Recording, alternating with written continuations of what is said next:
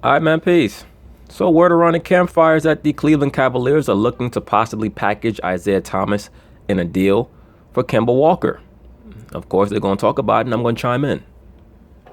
As for the other side of the coin, yikes. The Cavaliers look absolutely helpless in giving up 148 points to the Thunder. So bad that both Enes Kanter and ex-Cavs coach David Blatt began trolling Cleveland. Here was Kanter. Look, I say certain things about LeBron, but, I mean, let's be for real. Enes Kanter and David Blatt, those are like ants to LeBron. Give me a fucking break, Enes Kanter. He needs to be worried about the Knicks and why they're struggling right now.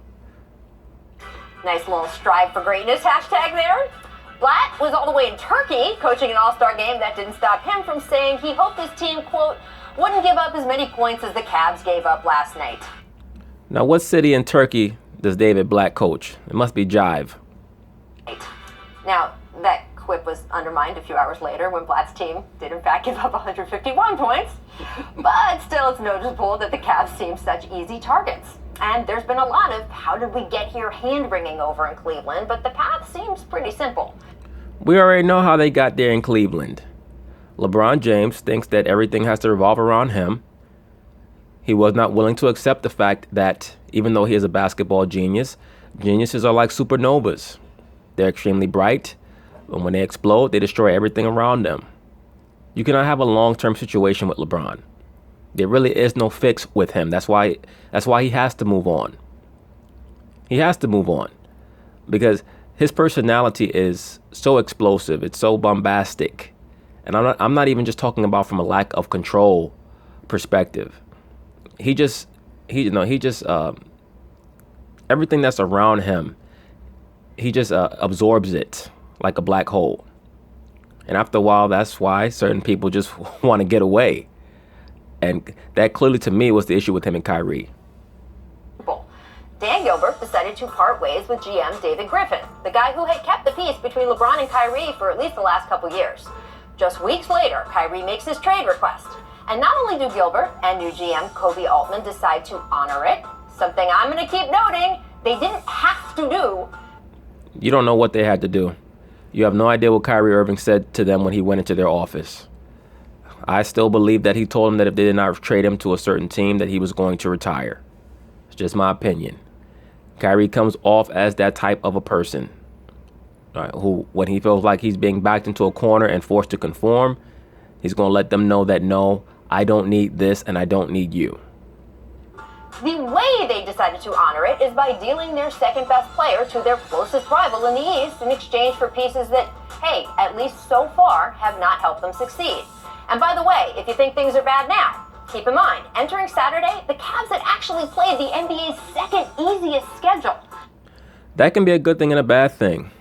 The good thing about it is if you're a LeBron James, you have the toughest part of your season coming. So if you can turn the ship around and actually play well against the better teams in the NBA, you can build up your confidence. You can build up your team's confidence. And you can prepare yourself for, running the gauntlet in the playoffs. That is what they have to be ready for. You're not going to face Orlando in the playoffs. You're going to be facing teams that actually can compete. Also, the good news for the Cavs is that they've already played the Warriors twice. They're about to start a string of 8 of 12 games against teams above 500. Now, after Saturday's loss, LeBron said the Cavs, quote, would get bounced early in the playoffs, if the postseason started this week. It's hard to argue with him.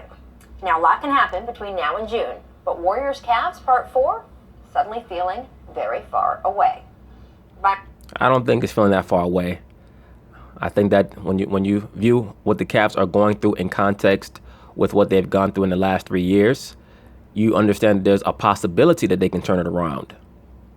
But also, when you view it in context, you would say to yourself, well, this is a bit different from what we've seen in the last 3 years. The depth of the ineptitude is different than what we've seen in the previous 3 years. Byron, Coach Ty Lue said that he's not making any lineup changes. That surprised many folks, to say the least. Now, we're not in that locker room, but still, I got a former Coach of the Year sitting at this desk, a former Cavaliers coach sitting at this desk. So please, sir, tell us if it was your team, what would you do? Well, after going 3-9, your last 12 games, I think you have to make some type of adjustment as far as lineup changes, maybe The roles that the guys are coming off the bench might have to change a little bit. But I think you also have to make some of those changes just to let the guys know that you're not happy with what's going on. All that sounds nice, but at the end of the day, the Cleveland Cavaliers have too many specialists. They have too many guys who can only do one or two things. The thing with the Warriors is that they have multiple players that can do 4 or 5 things. Shoot, pass, dribble, defend, rebound. That's what the Cavs are missing. They have too many 1 or 2 dimensional players. And you're not going to just sit there and just let this continue to go the way it's going. So, me as a coach, and I love Ty. I think Ty's a great coach and a great person. But I would make changes just to spark interest. Steven Adams is really coming into his own. He's a very effective presence down low, really in the paint on both offense and defense. Interest for these guys and letting them know that I'm not satisfied with the way they're playing, with the way this is going, and we have to do something, and we have to right the ship right now. The Thunder are a scary team to me in the playoffs. Once again, if I'm the Warriors, I'd rather play the Rockets than the Thunder. We can't wait till March, April, and say, okay, now let's turn on that light switch and start playing basketball because now we want to win a championship. They've done that too many times. It's going to come back and bite you in the butt sooner or later. So I would make changes right now, especially after Brian and I talked. They have a couple of days of practice. That's the time to start making those changes. What's crazy about this, Rachel, is the Cavs actually practiced 2 consecutive days here. I almost fainted when I saw that For on the the first schedule. time since training camp, they had 2 consecutive days of practice. And it amazes me that the liberal sports media has not honed in on the fact that the Cleveland Cavaliers do not practice. And then you wonder why there's no continuity on offense or defense. And then they look at Isaiah Thomas as a whistleblower. He's not a whistleblower. He's just unhappy with the culture of the team. And I'm sure that he doesn't want to be traded. I'm sure that he would not mind being removed because he's looking at what's going on that team. And he's looking at what's going on around them. And he knows that their success is not going to be anything extensive because they have bigger names and more talent than most of these teams. That's why I expect them to get to the finals. But whoever they face in the finals is going to blow their doors off. Right now, Byron, their starting lineup is untenable defensively. They are playing, in my opinion, 3 of the worst defensive starters in the league. When Isaiah Thomas, Kevin Love at center, and J.R. Smith, who's completely lost it. Now, look at that middle number. Yeah, don't forget your boy LeBron, who's ranked about 320th in the NBA in defense. Negative 21.6. What that means is per 100 possessions, they're getting outscored by 6.6 points. But let me put this more in layman's terms. With this starting lineup that they've been using, they essentially are like spotting the other team 12 or 15 points right out of the gate. It would be like being in a race and starting 10 yards behind. I cannot understand why, even if it's symbolic, you can allow this group to continue to play together. I would pull Isaiah Thomas out of the starting lineup, but okay, I recognize that could be politically difficult within the team, but you certainly have to make some other trades or other moves. If they were to pull Isaiah Thomas out of the lineup, out of the starting lineup, that would detonate that team. Isaiah Thomas is not the type of guy who's going to be sent to the bench and acquiesce. As I've noted in numerous videos pertaining to him, he's very mentally, I won't say mentally fragile per se, even though I think that term will be apropos as well. He's very insecure about his place in the NBA because of his lack of height and his perceived inferiority complex at being drafted last in the NBA, which to me, I don't understand. It's only 2 rounds. You're one of the top 400 plus players in basketball on the planet. To be 5'8.5" or however tall he is, and to just have been chosen in the NBA draft is an acknowledgement by the upper crust, by the front offices of all these NBA teams, that you are a phenomenal basketball player. So sometimes guys can let that chip on their shoulder get out of control. Point being is this: if they try to sit Isaiah Thomas down, he's not going to go down quietly. And you certainly can't let those 3 guys play together anymore. Nobody would look at this, whether you're a basketball savant or you're a newbie, and agree that you could keep that lineup together. Well, it's interesting you slipped the word trade in there because, of course, part of the issue, as Ty Lue is sitting there, is being like, okay, great, everybody, change your lineup. Who am I changing in there? Because the options are not, sunny. Obviously, he would have done that otherwise. If the Cavs are going to make a trade to upgrade their roster, maybe change who they can have in some of these lineups, names like DeAndre Jordan, Lou Williams, George Hill have been thrown around. What are you hearing?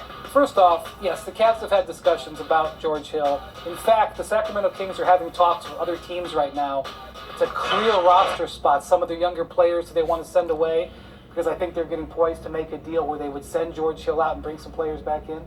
George Hill right now ranks as one of the 50 worst defenders in the league this year. I'm about to say that, like, if George Hill is supposed to be the savior of the Cleveland Cavaliers, and even from the very start of the season, it was amazing to me that the media, the current sports media, could put a microphone in front of LeBron James and ask him if he's waiting for Isaiah Thomas to come back, and yet they have him as this player who supposedly is better than Michael Jordan.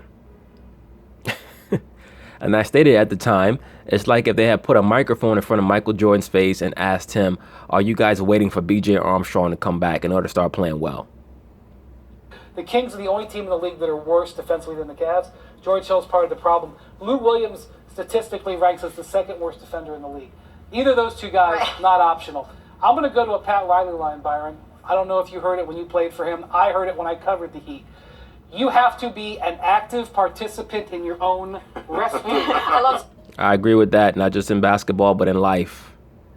You can't just sit back waiting for somebody else to save you all the damn time. We all need help. We're all human. We all have flaws and we all have shortcomings. We all need help sometimes. But like this cat quoted Pat Riley as saying, you have to be an active participant in your own rescue. That's why I tell cats, put down the weed. That weed has your mind cloudy. That's why you don't have the ability to move upward and advance yourself. I love Byron now. He's like, oh, yeah, I've heard that. When he went on a whitewater rafting trip. The Cavs cannot be worried about who could be traded in here. They've got to look at themselves. Almost everybody on this roster is underperforming.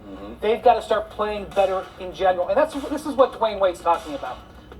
He put this on Twitter last night. This essentially is a modification of what Pat Riley taught him. Absolutely. I agree with that sentiment as well. Absolutely. And he's right. I mean, you have to look at yourself first before you can point the blame at anybody else on this roster. And that's including LeBron James. And we know how great he is as a basketball player, but every individual on this team right now has to take an honest look in the mirror and assess your play. And like you said, nobody's playing above, average or above where they should be playing. Everybody's playing a little bit below. So if you do that 12 times, amongst the 12 players, obviously you're going to lose a whole lot of games. We had our plus-minus system in effect as well. And we had that every game and every year to see where you stacked up against the guys who played in your position, also to see what your best year was and try to top every category. Right now, they're satisfied with where they are and where they've been over the past 7 years. And like I said, sooner or later, you can't turn that switch on. It's going to come back and bite you in the butt. But they got plenty of time right now to look themselves in the mirror and say, you know what, we got to make a change, and it starts from the individual first, and then you can start looking at the team. Well, turning the switch on does not even apply to the Cleveland Cavaliers because they've only won one championship. So this nonsense about turning the switch on, I have no idea why people try to act as if that's pertinent to their situation. It's not. Their switch needs to be on from game one because they didn't win shit last year.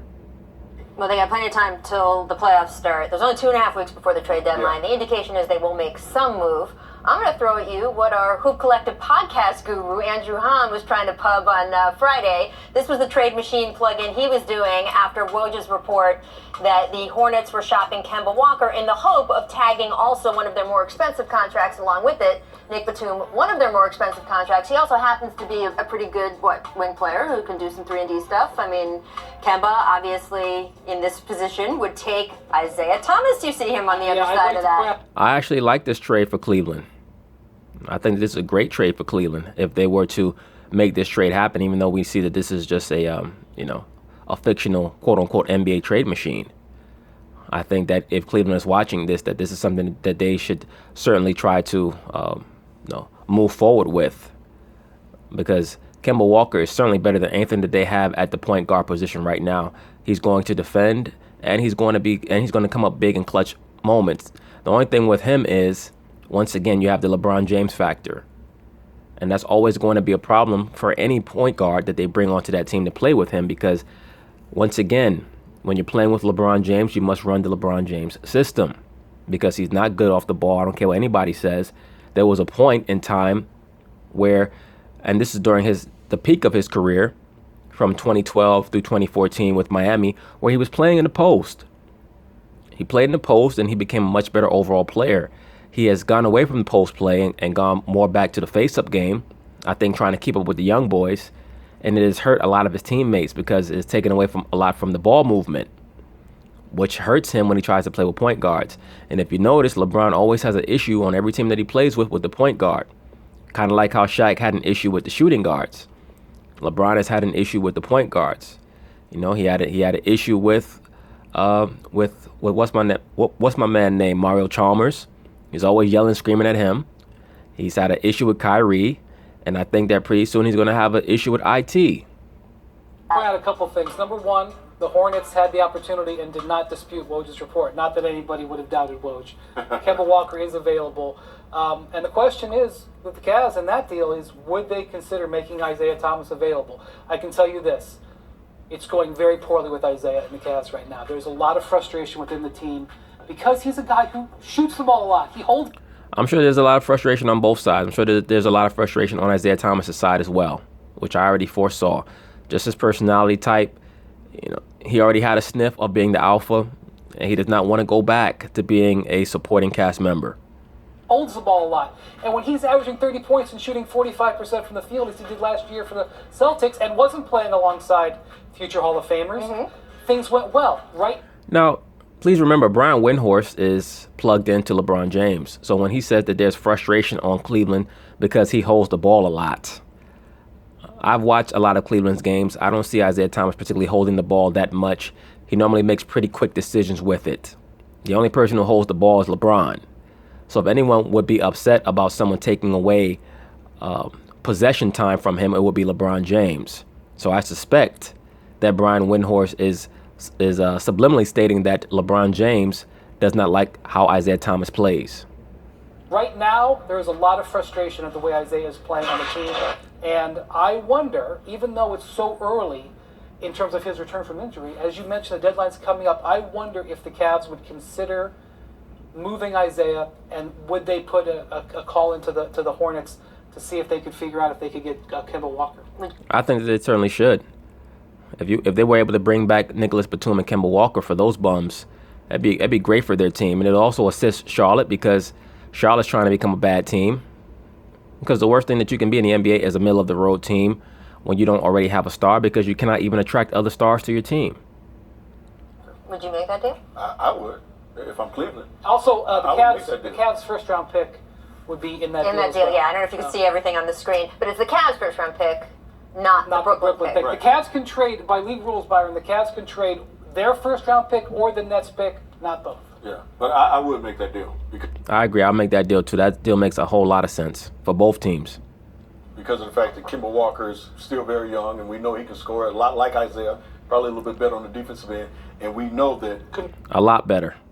Couldn't be worse, Batum, Byron. yeah, exactly. But we know Batum is a defensive player, and he's very, very versatile on both ends of the floor. So I would, yes. Something to think about. I want to talk about Kawhi Leonard, who has missed all but 9 games this season. Quad injury, shoulder injury. According to a story published today, months of differing opinions on how Kawhi should rehab from his injury has hurt the relationship between the Spurs and their superstar player. It's a story by Adrian Wojnarowski, Michael C. Wright, and Zach Lowe all combined on that story. And in it, General Manager R.C. Buford denied the report. Now, he told ESPN, quote, "There is no issue between the Spurs organization and Kawhi. From day one, all parties have worked together to find the best solutions to his injury." I can certainly see that this story could possibly have legs. It would not surprise me if this is true. Many times, players who have a chronic injury lose trust in the medical staff of the team that they play for when the medical staff tries to either stop them or encourage them from getting surgeries, when a player has a feeling that an injury may be more serious than has been evaluated. And then they may go to another doctor and they get a different prognosis. Please keep in mind that every generation, the NBA has great players who are not able to fulfill their potential because of injuries. I hope that Kawhi is not this generation's Penny Hardaway or Grant Hill or Brandon Roy. I hope not. Injury That is a textbook rubber stamp quote if I ever heard one. Does not mean that Woj is not wrong very often. does not mean that RC doesn't mean what he says. I'm just saying that is the quote you would expect from the organization. I would say that those are three of our very good reporters. You've got Zach Lowe, Adrian, and the beat writer who was there, Michael Wright. I don't ever think that that's nothing. So what do you think, Byron, when you hear that? Well, I think there's something there, obviously. But, I find it very hard to believe that Kawhi is the one that's, putting out any statements or saying a whole lot. We barely get 2 or 3 words out of Kawhi. He lets his play do the talking. That's a great point. If Kawhi is, if he does have some type of animosity towards the Spurs and their medical staff, I would wonder how they found this out, because the brother barely speaks. Maybe they got it from a teammate.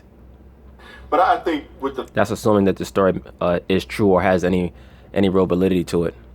With the fact that he has a deal that can be coming up this summer, Supermax deal, that maybe he has some opinions on how he should rehab, and they have some other opinions from their physical therapists and trainers that he should rehab this way. So I don't think it's nothing real serious. When you talk about the San Antonio Spurs, we know what type of organization this is.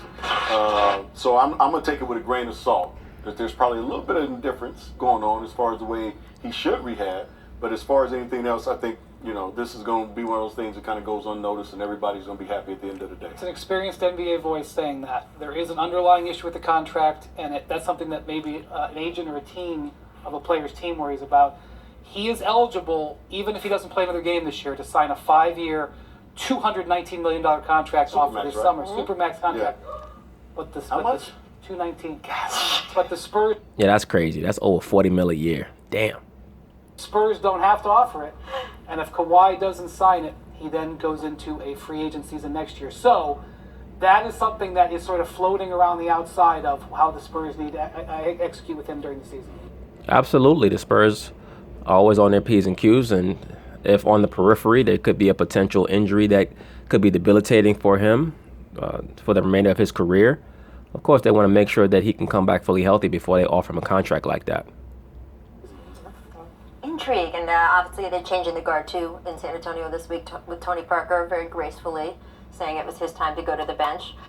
Well, Tony Parker don't give a damn. He's French. He just want to go eat bread and drink some wine at the end of the bench.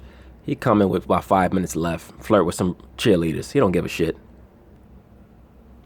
Just want to talk about the Celtics. Lost to the Magic at home. Magic not a very good basketball team right now, and yet Kyrie scoring 40 still wasn't enough to pull Boston out of a 19-point hole. Afterward, Kyrie said their 3-game losing streak is an opportunity to grow as a team. Al Horford, not as optimistic. Quote, "In my eyes, I feel we are fighting for our lives right now." I think that Al Horford is trying to appeal to the fatalist Boston sports media, who oftentimes try to act as if the city is burning down whenever their team loses 2 or 3 in a row. Maybe Al is saying that to make himself out to be the super competitive player. Is streak something, nothing, or as Al Horford seems to imply everything for Boston? I love both. What both guys said. Al's taking it like, look, we got to play with a sense of urgency. From this point on, we just got beat by the worst team in the league at home. And then Kyrie is saying, listen, we're going to find out what we're made of as a basketball team. Are we going to all of a sudden just go our own separate ways? Or are we going to come together as a basketball team? So from a coaching standpoint, I love both of these guys' opinion right now. Let me say this about the Boston Celtics, and I always say this, I enjoy watching them play a great deal. I think that they're a fun team to watch because they're scrappy, they never give up, and they have one of my favorite players to watch, that being Kyrie. But they do have to monitor where they're at right now. They can't spend too much time reading their own headlines. They're not a team that could just roll the ball out and win games. They're going to have to get back to what made them successful early in the season, which is hard-nosed defense and converting on offense. Jaylen Brown and Jason Tatum, it sounds simple, but they're going to have to start making more shots. They have to start making more shots. Kyrie had 40 in the last game against Orlando, and they lost. They were allowing too many points in the paint, but that goes back to one of Boston's main problems. They don't have an effective rim defender. They just don't. That's why, once again, Danny Ainge, you got to try to make that deal happen for Anthony Davis if he can make it happen. Get a third team involved, get a fourth team involved. If you have to, package Tatum or Brown, one of the two, make it happen. Because this team as currently constructed is a fun team. They're going to win somewhere in the mid to high 50s. they're not going to win a championship. Well, I think what you saw here is the Celtics had a crazy schedule. They played the most games in the league. Then they played one game in 8 days and went to London. Because of the trip to London, And then that's completely thrown them off of their game. I will say this. Kyrie scores 40 points. They only score 95 as a team. This is their weakness. Their offense isn't good enough to carry them when their defense slides. Their defense hasn't been as tight. And that's one of the reasons why you look at the Celtics and say, can they win 3 series in the East? Are they good enough offensively to do it? We're going to wait and see. But it's setbacks like this that make you wonder. I mean, and again, take a look here. I mean, even 12th, I think they're overachieving, to be honest with you. They're not 30th, but I also kind of think they're not 12th. Right, although that first at the bottom still looks good. That is pretty impressive. But it has to be first, is my point. If it's not first or second, they start losing games. Where they going to get a guy? Well, you can say that for anybody. I mean, let's look at your Cleveland Cavaliers. They're almost worse in the league in defense. They're not winning games. So you need a happy medium. Bottom line is on offense, they have to be more aggressive, and they got to play more dogged. They can't try to play like they're the Rockets or the Warriors. I think that they're just going to make a bunch of threes. They don't have enough talent to do that. Get a guy back in a couple of months. I was going to say, what if Gordon Hayward came back? I don't think you're doing him any favors. Kyrie Irving. I'm just saying, they're going to get this guy who we just saw shooting a little while ago. I'm not saying it will happen. I'm just saying it's not impossible. There's a difference today. But anyway, that's the video on a lot of the intrigue going on around the NBA right now. We'll see what happens with the possible trade for Isaiah Thomas, for Kemba Walker, as well as the Celtics issues. I'm going to find out a lot about the Celtics over the next month or so. And also, Mr. Kawhi Leonard, I hope everything turns out well for him. Anyway, peace.